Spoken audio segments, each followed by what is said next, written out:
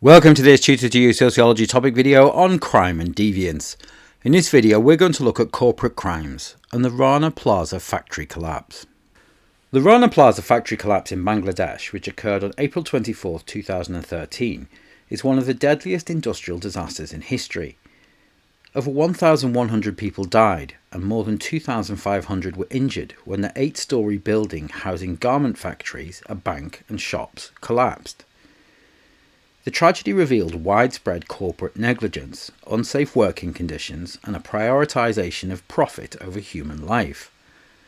From a sociological perspective, this disaster qualifies as a corporate crime, as it involved the unethical and unlawful actions of companies that resulted in significant harm to workers.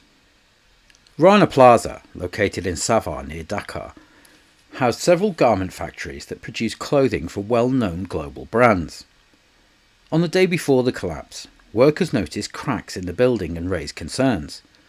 Despite this, factory owners and supervisors forced employees to return to work, threatening them with job losses or withheld wages. The building, not originally designed to support the heavy machinery used in garment production, was structurally unsound and failed under the stress of its overloaded upper floors. The collapse exposed not only the unsafe practices of factory owners, but also the negligence of multinational companies that outsourced production to these factories without ensuring proper safety standards. It highlighted systematic exploitation within the global supply chain, where corporate profits often take precedence over workers' safety and rights. But why is it a corporate crime? Well, corporate crime refers to illegal or unethical actions committed by corporations or individuals within them to benefit the organisation, often at the expense of workers, consumers or society at large. The Rana Plaza collapse fits this definition for several reasons. Firstly, negligence and violations of safety standards. Factory owners violated safety regulations by illegally adding extra floors to the building and failing to address structural issues. Additionally, workers were forced to return to unsafe conditions despite visible warnings. These actions breached both local laws and international labour standards, making the collapse a clear example of corporate negligence. Secondly, the exploitation of vulnerable workers. The workers in Rana Plaza, many of whom were women, were subjected to unsafe and exploitative working conditions, including long hours, low pay and constant threats of job loss. This exploitation aligns with sociological definitions of corporate crime, as it reflects a deliberate disregard for workers' well-being in pursuit of profit. Furthermore, the Rana Plaza collapse highlighted harm on a massive scale. Corporate crime is often defined by the scale of harm it causes, both physically and socially.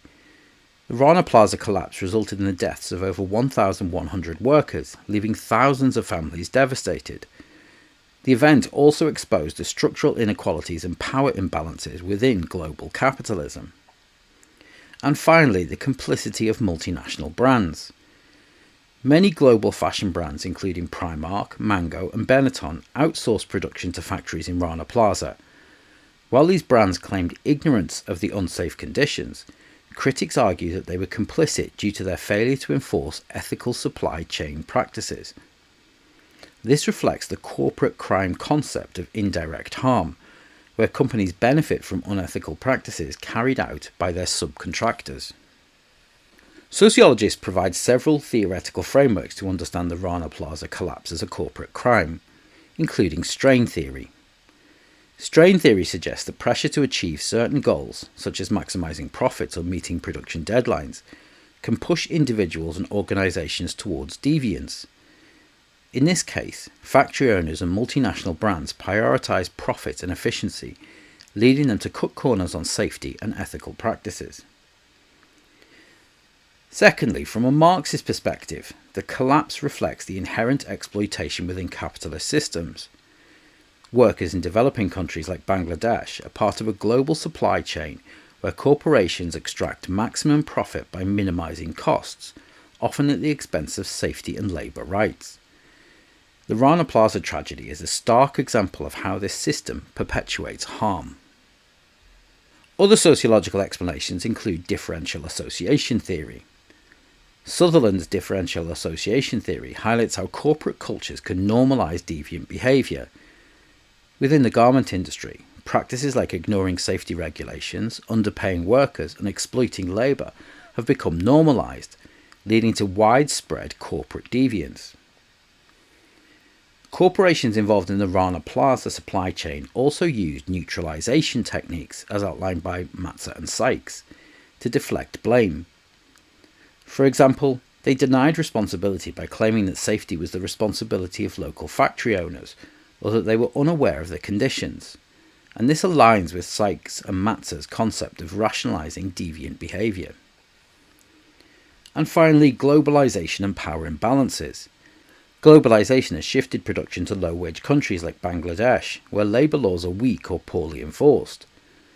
Multinational corporations wield significant power over local suppliers, often dictating terms that force them to prioritise cost-cutting over safety. This reflects sociological critiques of the unequal power dynamics inherent in global capitalism. The Rana Plaza disaster highlights systemic issues within global supply chains and raises questions about corporate accountability. Although some brands have since contributed to compensation funds and implemented stricter safety audits, these measures are often seen as reactive rather than proactive. Critics argue that the meaningful change requires stronger international regulations and enforcement mechanisms to hold corporations accountable for their supply chain. The tragedy also underscores the vulnerability of workers in developing countries, who often lack the resources or legal protections to challenge unsafe working conditions. This demonstrates how corporate crime disproportionately affects marginalised groups, perpetuating global inequality. In summary, the Rana Plaza collapse exemplifies corporate crime as defined by sociologists: unethical and harmful practices carried out by corporations or their agents for profit. By examining this case, sociologists can better understand how systemic pressures, power imbalances, and global economic structures contribute to corporate deviance.